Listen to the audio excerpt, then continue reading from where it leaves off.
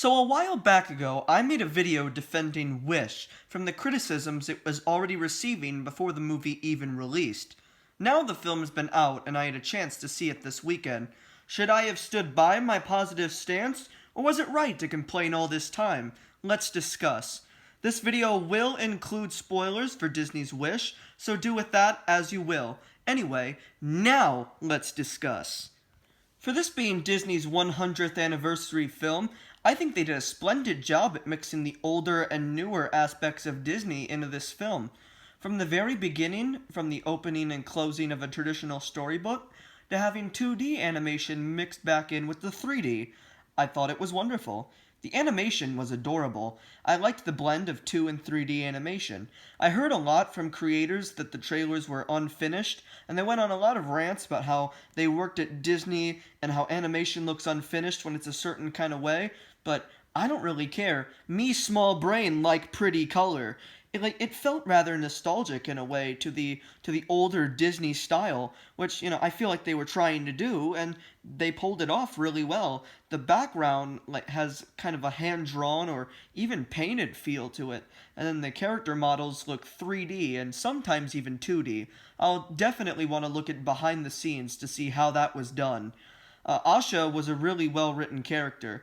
I know the adorkable trope is kind of a big thing going around the Disney community right now, but I think she expresses herself as her own character well enough, and only really comes off as a dork in the first few sections when she's first meeting Magnifico.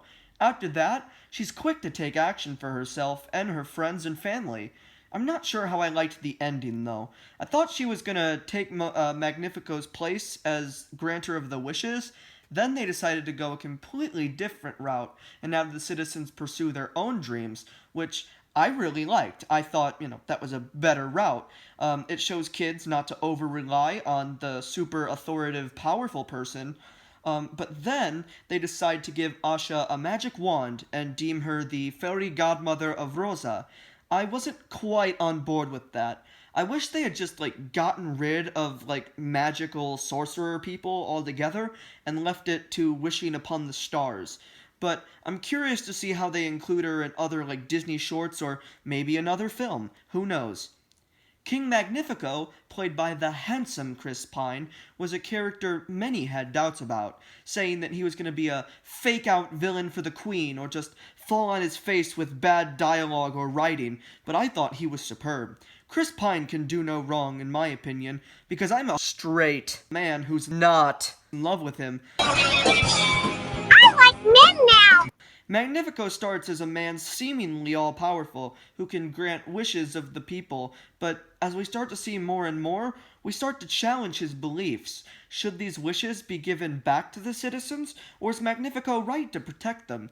He dives into darker magics once the Wish Star arrives, and while he first tries to defend himself, saying he's doing it for the kingdom, it quickly becomes more of a selfish motive. It always was. I'm so happy we got to see a traditional Disney villain without twists. He's just a guy who liked being king and liked being handsome, so he turned bad. That's what I like about Disney. Keep that up. I'm just sad that he didn't win. I would have loved to rule by his side. I think I would have made a great queen. Don't feel rushed. I'm about to come. The music was absolutely beautiful, always crapping on This Is the Thanks I Get without commenting on all the other tracks. My favorite song in the film at the moment would have to be At All Costs, but all the songs were amazing, each having their own distinct feel to them, and even within changing tempos mid-song, like I've said previously, they're incorporating aspects of older and newer Disney, because, this is their anniversary movie, you gotta incorporate all aspects, yada yada yada. There were moments where it felt overly childish, especially with all the talking animals, but overall, I thought it was incredible. It felt a lot more like a classic fairy tale story or an original Disney film.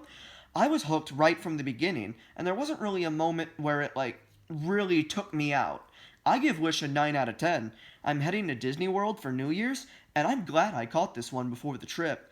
I better see Magnifico at Disney World, or I'm going to revolt. But anyway, let me know in the comments what you thought about Wish. Did you like it, or were you disappointed? And let me know why. If you enjoyed this video, make sure to leave a like, and if you're new, maybe consider subscribing. I think I make good content, but that's up for you to decide. Maybe I'll make a vlog about Disney World. Like I said, I'm going New Year's, so that's probably going to be the next video if I decide to make it. Yeah, that's all I got so far. Catch you next time.